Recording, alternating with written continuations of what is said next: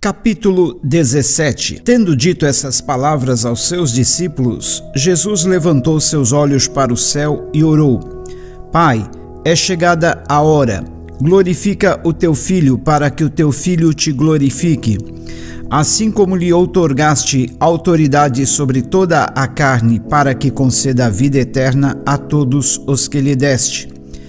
E a vida eterna é esta: que te conheçam a ti, o único Deus verdadeiro, e a Jesus Cristo, a quem enviaste. Eu te glorifiquei na terra, finalizando a obra que me entregaste para realizar. E agora, Pai, glorifica-me junto a ti com a glória que eu tinha contigo antes que o mundo existisse. Eu revelei o teu nome àqueles que do mundo me deste. Eles eram teus, tu os confiaste a mim, e eles têm obedecido à tua palavra. Agora eles entendem que tudo o que me deste vem de ti, pois eu compartilhei com eles as palavras que me deste, e eles as aceitaram. Eles reconheceram, de fato, que vim de ti, e creram que tu me enviaste. Eu rogo por eles. Não estou orando pelo mundo, mas por aqueles que me deste, pois são teus. Tudo o que tenho é teu, e tudo o que tens é meu, e neles eu sou glorificado. Agora não ficarei muito mais no mundo, mas estes ainda estão no mundo, e eu vou para ti. Pai Santo, protege-os em teu nome, o nome que me deste, para que sejam um, assim como somos um. Enquanto eu estava com eles, protegi-os e os defendi em teu nome. E nenhum deles se perdeu, exceto o filho da perdição, para que se cumprisse a Escritura.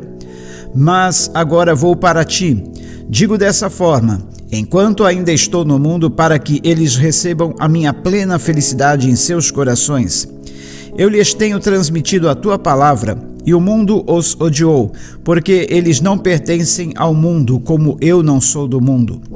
Não oro para que os tires do mundo, mas sim para que os protejas do príncipe deste mundo. Eles não são do mundo, como também eu não sou. Santifica-os pela tua verdade, a tua palavra é a verdade. Da mesma maneira como me enviaste ao mundo, eu os enviei ao mundo. Em benefício deles, eu me consagro, para que igualmente eles sejam consagrados pela verdade. Não oro somente por estes discípulos, mas igualmente por aqueles que vierem a crer em mim, por intermédio da mensagem deles, para que todos sejam um, Pai, como tu estás em mim e eu em ti, que eles também estejam em nós, para que o mundo creia que tu me enviaste. Eu lhes tenho transferido a glória que me tens dado, para que sejam um, como nós o somos. Eu neles e tu em mim, a fim de que sejam aperfeiçoados na unidade, para que o mundo conheça que tu me enviaste e os amaste, como também amaste a mim. Pai, eu desejo que os que me deste estejam comigo onde eu estou e contemplem a minha glória, a glória que me outorgaste porque me amaste antes da criação do mundo. Pai justo, o mundo não te tem conhecido, eu porém te conheci, assim como estes entenderam que tu me enviaste.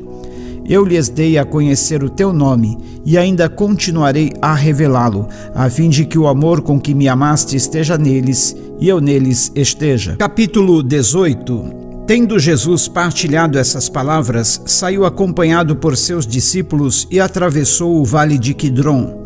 Do outro lado havia um olival, onde entrou com eles. E Judas, o traidor, também conhecia aquele lugar, pois frequentemente Jesus se reunia ali com seus discípulos.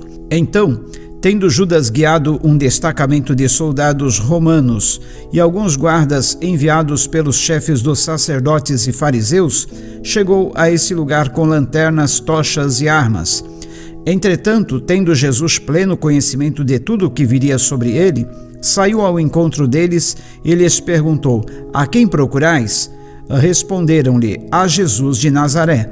Ao que lhes respondeu Jesus: eu sou Jesus. E Judas, aquele que o traiu, estava com eles. Assim que Jesus lhes disse: Eu sou Jesus, eles recuaram atônitos e caíram no chão. Então Jesus lhes perguntou de novo: A quem procurais? E eles disseram: A Jesus de Nazaré.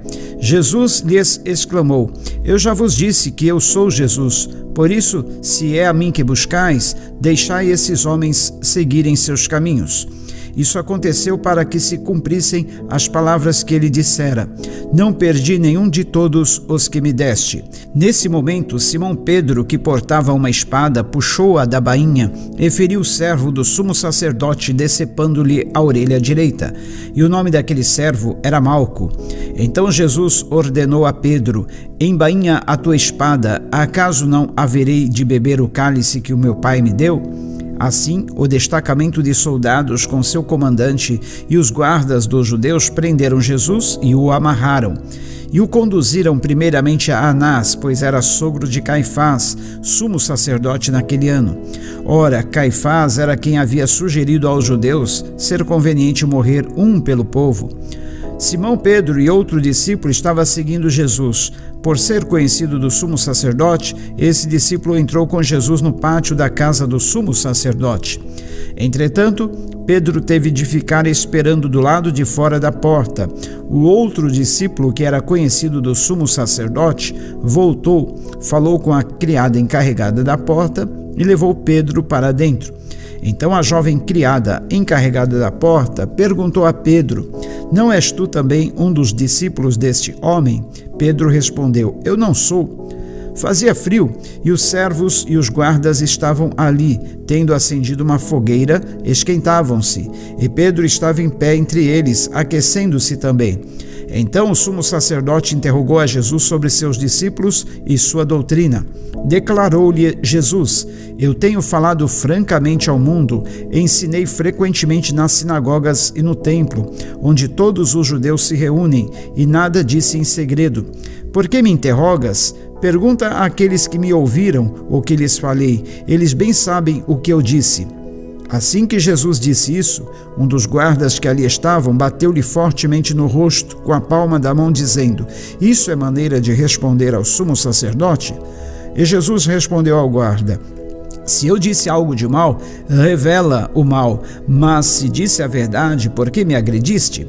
Sendo assim, Anás mandou Jesus de mãos amarradas a Caifás, o sumo sacerdote. Enquanto isso, Pedro estava em pé, se aquecendo, quando alguém lhe perguntou: Não és tu também um dos discípulos dele? Pedro negou, dizendo: Não, eu não sou. Um dos criados do sumo sacerdote, parente daquele a quem Pedro havia decepado a orelha, perguntou: Não te vi no olival com ele? Mais uma vez Pedro negou, e naquele exato momento um galo cantou. Então os judeus levaram Jesus da casa de Caifás para o pretório, e já estava amanhecendo, mas eles não entraram no pretório para evitar a contaminação cerimonial, pois desejavam comer a Páscoa. Assim, Pilatos saiu para falar com eles e perguntou-lhes: Que acusação trazeis contra este homem? Responderam-lhe: Se ele não fosse um malfeitor, não o teríamos entregado a ti. Entretanto, replicou-lhes Pilatos: Levai-o vós mesmos e julgai-o conforme a vossa lei. Ao que lhe contestaram os judeus: Mas nós não somos autorizados a matar ninguém. Isso ocorreu para que se cumprissem as palavras que Jesus havia dito, revelando o tipo de morte que estava para sofrer. Então Pilatos entrou novamente no pretório, chamou a Jesus e interrogou-lhe: És tu o rei dos judeus? Jesus lhe respondeu: Essa questão é tua. Os outros te falaram a meu respeito? Replicou-lhe Pilatos: Porventura sou judeu? A tua própria gente e os chefes dos sacerdotes é que te entregaram a mim. Que fizeste? Ao que lhe afirmou Jesus: Meu reino não é deste mundo. Se fosse, os meus servos lutariam para impedir que os judeus me prendessem. Mas agora meu reino não é daqui. Contudo, Pilatos lhe inquiriu: Então tu és rei? Ao que lhe respondeu Jesus: Tu dizes acertadamente que sou rei.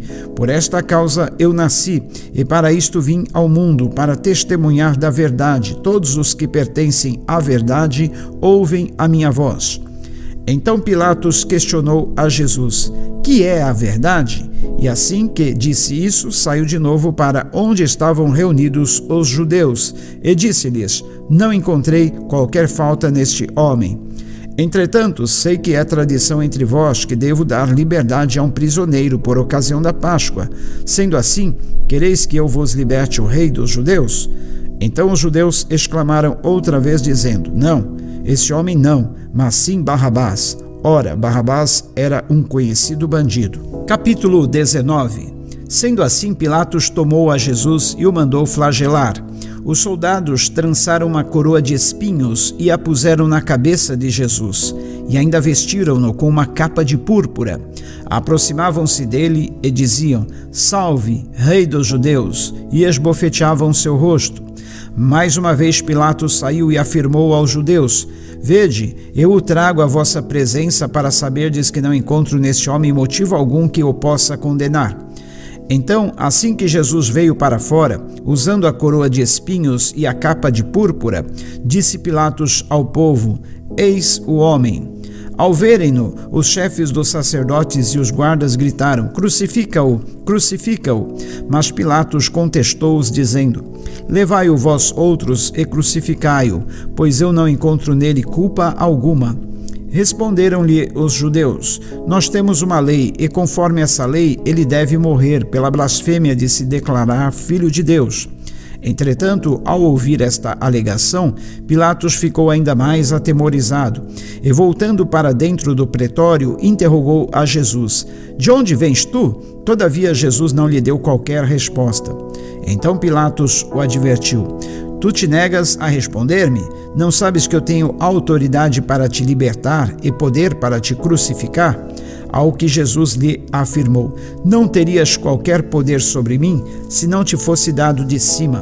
Por isso aquele que me entregou a ti é culpado de um pecado ainda maior.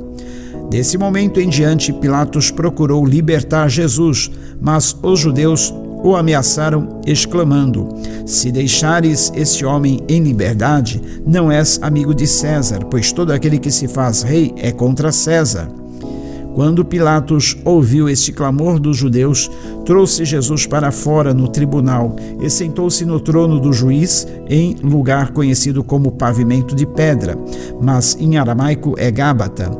E esse era o dia da preparação, a sexta-feira da semana da Páscoa, por volta da hora sexta, quando então Pilatos declarou aos judeus: eis aqui o vosso rei. Então eles, porém, exclamavam: a morte, crucifica-o. Então Pilatos lhes perguntou: devo crucificar o vosso rei? E os chefes dos sacerdotes lhe responderam: não temos rei senão César. Diante disso, Pilatos entregou Jesus para ser crucificado. Em seguida, os carrascos se apoderaram de Jesus e o levaram para fora. E assim, carregando sua própria cruz, Jesus saiu para um lugar chamado Calvário, Gólgota, em aramaico, onde o crucificaram, e com ele outros dois, um de cada lado e Jesus no centro. Então Pilatos mandou escrever uma placa e pregá-la no alto da cruz com os seguintes dizeres: Jesus Nazareno, o rei dos judeus. Muitos dos judeus leram a placa de Jesus, pois o lugar em que ele foi crucificado ficava próximo da cidade. E a placa estava escrita em aramaico, latim e grego. Os chefes dos sacerdotes dos judeus discordaram de Pilatos, dizendo: não escrevas o rei dos judeus, mas sim que esse homem se dizia o rei dos judeus. Todavia Pilatos lhes asseverou: o que escrevi, escrevi. Após haver crucificado Jesus, os soldados tomaram-lhe as vestes e as dividiram em 4 partes, uma para cada um deles, sobrando a túnica. Esta, entretanto, era sem costura, tecida numa única peça de alto a baixo. Comentaram assim uns com os outros: não convém rasgá-la, mas vamos decidir por sorteio quem ficará com ela. Isso aconteceu para que se cumprisse a escritura ao declarar: dividiram as minhas vestes entre si e tiraram sortes pela minha túnica. E assim procederam os soldados. Próximo à cruz de Jesus estavam sua mãe, a irmã dela, Maria, mulher de Clopas, e Maria Madalena. Quando Jesus, contudo, viu sua mãe e junto a ela o discípulo a quem ele amava, disse à sua mãe: mulher, eis aí teu filho. Em seguida disse Jesus ao seu discípulo: Eis aí a tua mãe. E daquele momento em diante, o discípulo amado a recebeu como parte de sua família. Mais tarde, sabendo Jesus que tudo já estava concluído, para que a Escritura se cumprisse, disse: Tenho sede. Próximo havia um cântaro cheio de vinagre. Então embeberam uma esponja com vinagre e colocaram na ponta de uma vara de sopo e a ergueram até a boca de Jesus. Então, assim que experimentou o vinagre, exclamou Jesus: Está consumado, e inclinando a cabeça, entregou seu espírito. E porque era o dia da preparação da Páscoa, véspera de um sábado especialmente sagrado, os judeus não admitiam que os corpos ficassem na cruz durante o sábado. Pediram então a Pilatos que mandasse quebrar as pernas dos crucificados e retirar seus corpos. Sendo assim, vieram os soldados e quebraram as pernas do primeiro e em seguida do outro homem que com Jesus haviam sido crucificados. Mas quando se aproximaram de Jesus e viram que ele já estava morto, não lhe quebraram as pernas. Contudo, um dos soldados perfurou o lado de Jesus com uma lança, e imediatamente brotou sangue e água. E aquele que a isso presenciou, disso deu seu testemunho, e o seu depoimento é verdadeiro, pois ele está consciente de que está relatando a verdade, para que também vós creiais. E todas estas coisas ocorreram para que se cumprisse a Escritura: nenhum dos seus ossos será quebrado. E mais ainda, como diz a Escritura em outra passagem: olharão para aquele a quem transpassaram. Algum tempo mais tarde, José de Arimateia, que era um discípulo de Jesus, ainda que secretamente por causa do medo que tinha dos judeus, rogou a Pilatos que lhe permitisse tirar o corpo de Jesus. E Pilatos concedeu a ele permissão. Então José de Arimateia veio e retirou o corpo de Jesus. Nicodemos, aquele que havia dialogado com Jesus durante a noite, veio também trazendo cerca de 100 libras de uma mistura de mirra e aloés. Assim pegaram o corpo de Jesus e o envolveram em faixas de linho, juntando as especiarias conforme a tradição judaica de sepultamento. No lugar onde Jesus fora crucificado havia um jardim, e no jardim um sepulcro novo, onde ninguém jamais havia sido colocado. E assim sepultaram Jesus ali por ser o dia da preparação dos judeus, e considerando que o sepulcro ficava próximo. Capítulo 20. Ao amanhecer o primeiro dia da semana, estando ainda meio escuro, Maria Madalena foi ao sepulcro e viu que a pedra que fechava a entrada havia sido removida. Então saiu correndo em busca de Simão Pedro e do outro discípulo, a quem Jesus amava, e disse-lhes: Eles tiraram o Senhor do sepulcro e não sabemos onde o colocaram. Imediatamente Pedro saiu em direção ao sepulcro, acompanhado pelo outro discípulo. Ambos corriam juntos. Entretanto, o outro discípulo correu mais do que Pedro e chegou primeiro ao sepulcro. E inclinando-se, viu as faixas de linho ali, mas não encontrou. Em seguida, chegou Simão Pedro, que vinha logo atrás dele. Pedro entrou no sepulcro e também viu as faixas de linho, bem como o lenço que estivera em volta da cabeça de Jesus e que não estava com as faixas de linho, mas dobrado à parte. Então o outro discípulo que chegara primeiro ao sepulcro também entrou. Este viu e creu. Contudo, eles ainda não haviam entendido que, de acordo com a Escritura, era necessário que Jesus ressuscitasse dos mortos. E assim foram os discípulos outra vez para suas casas. Por outro lado, Maria continuava do lado de fora do sepulcro, chorando. Enquanto chorava, inclinou-se para olhar dentro do sepulcro. E viu 2 anjos vestidos de branco, sentados onde estivera o corpo de Jesus, um à cabeceira e outro aos pés.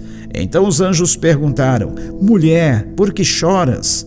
Ela lhes respondeu: Porque levaram meu Senhor e não sei onde o colocaram. Assim que disse isso, olhou para trás e viu Jesus em pé, mas não reconheceu que era ele. E Jesus perguntou-lhe: Mulher, por que estás chorando? A quem procuras? Maria, imaginando que fosse o jardineiro, rogou-lhe: Se tu o tiraste daqui, dize-me onde o colocaste e eu o levarei. Então Jesus a chamou: Maria. Ela olhou para ele, exclamou também em aramaico: Raboni, que quer dizer mestre.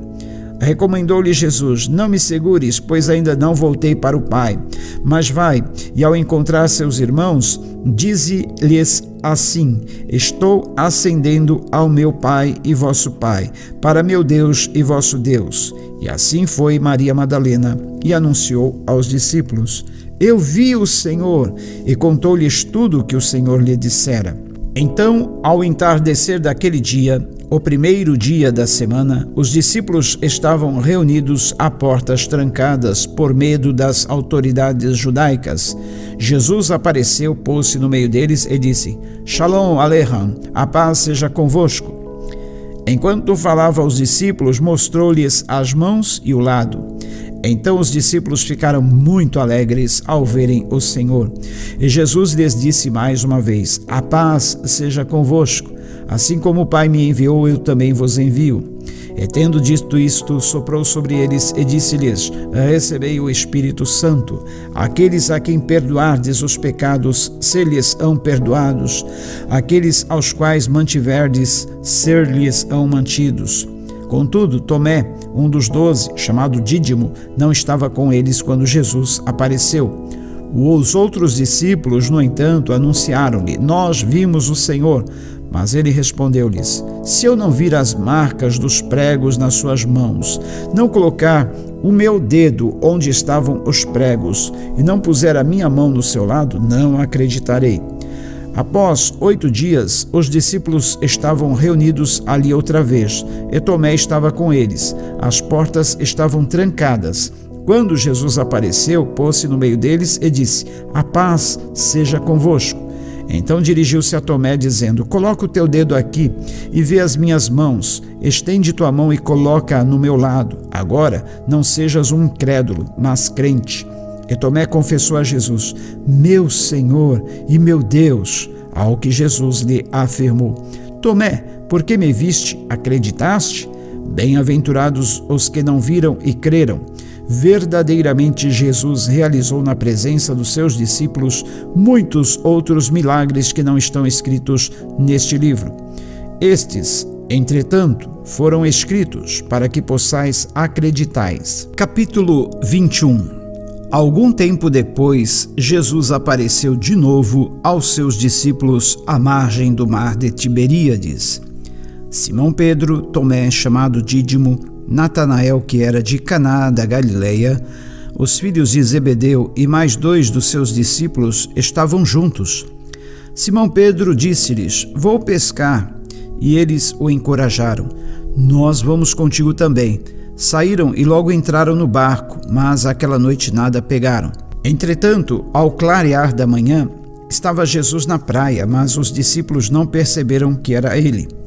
E Jesus lhes perguntou: moços, tende aí alguma coisa para comer? E eles lhe responderam: não. Então Jesus orientou-os: lançai a rede do lado direito do barco e encontrareis. Assim eles o fizeram, e logo não conseguiam recolher a rede por causa da abundância de peixes. Diante disso, o discípulo a quem Jesus amava disse a Pedro: é o Senhor! Assim que Simão Pedro ouviu que era o Senhor, vestiu sua túnica, pois a havia tirado, e lançou-se ao mar. Mas os outros discípulos vieram no pequeno barco, arrastando a rede com os peixes, pois não estavam longe da praia, senão uns 200 côvados. Então, assim que saltaram em terra, viram ali uma fogueira, peixes sobre brasas e um pouco de pão. E Jesus lhes pediu: trazei alguns dos peixes que acabastes de pegar. Simão Pedro entrou no barco e arrastou a rede para a terra. Ela estava cheia, com 153 grandes peixes. E mesmo com tantos peixes, a rede não se rompeu. Então Jesus os convidou: vinde e tomai vosso desjejum. E nenhum dos discípulos tinha coragem de indagar-lhe: quem és tu? Pois sabiam que era o Senhor. Jesus aproximou-se, pegou o pão e o deu a eles, tomou um peixe e fez o mesmo. E essa foi a terceira vez que Jesus apareceu aos seus discípulos, depois de haver ressuscitado dos mortos. Assim, após tomarem o desjejum, Jesus questionou a Simão Pedro: Simão, filho de João, tu me amas mais do que estes outros? Respondeu ele: Sim, Senhor, tu sabes que eu te amo. Jesus o encarregou: Cuida dos meus cordeiros. Outra vez Jesus lhe perguntou: Simão, filho de João, tu me amas? Ele afirmou: Sim, Senhor, tu sabes que eu te amo. Jesus lhe confiou: Pastoreia as minhas ovelhas. Pela terceira vez, Jesus perguntou: Simão, filho de João, tu me amas? Pedro ficou angustiado por Jesus haver lhe perguntado pela terceira vez: Tu me amas? E assegurou-lhe: Senhor, tu conheces todas as coisas e sabes que eu te amo. Comissionou Jesus: Apacenta as minhas ovelhas. Em verdade, eu te afirmo, quando eras mais jovem, tu te vestias a ti mesmo e ias para onde desejavas, mas quando chegares à velhice, estenderás as mãos e outra pessoa te vestirá e te conduzirá para onde tu não queres ir. Isso falou Jesus, significando o tipo de morte com a qual Pedro iria glorificar a Deus.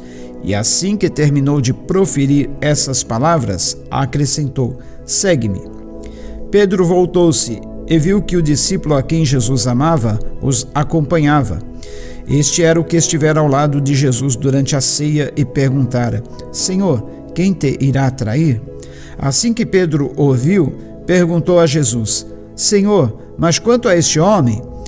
Então Jesus lhe respondeu: Se eu desejar que ele fique vivo até que eu volte, o que te importa? Entretanto, quanto a ti, segue-me. Por esse motivo, tornou-se conhecido entre os irmãos o rumor de que aquele discípulo não passaria pela morte. Ora, Jesus não disse que ele não morreria, mas sim: se eu desejar que ele fique vivo até que eu volte, o que te importa? Este é o discípulo que testemunha a respeito destes acontecimentos e que os escreveu, e sabemos que o seu testemunho é conforme a verdade.